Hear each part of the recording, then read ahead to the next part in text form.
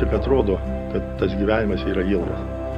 Aš pamenu, pradėjau žaisti krepšinį ir baigėsi. Aš dabar dar žaidžiu krepšinį, bet jau 300 metų iš vis netemu.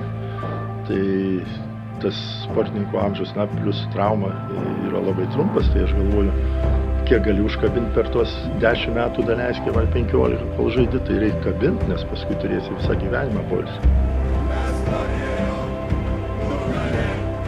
Čia kaip mes pasaulio čempionate laimėjom tą 3 vietą. Važiavo tas, kas norėjo. Tu baigi karjerą, didžiausi prisiminimai turbūt lieka su rinktinė, kur laimėjai, kur žaidėjai, kaip žmogui. Jos tokios palieka labai gilų įspūdį ir tu jas prisimeni su ašarom akyse. Jeigu aš kažkada tai išgirsiu bent iš vieno žaidėjų kažkur pasakant, kad nėra garbė atstovauti savo šalį, tai nėra šansų.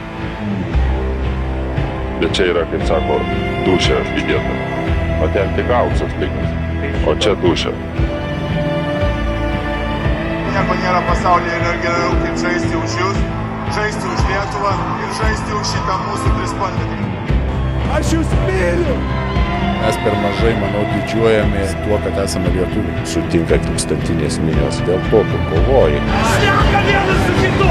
Davai kažką darom! Davai šėpą! Visi 12! Davai!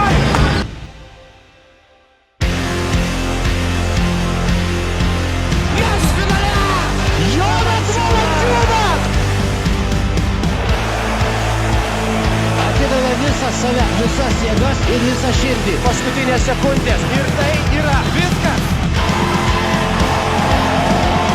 Rinktinės parklupdė visą Europą.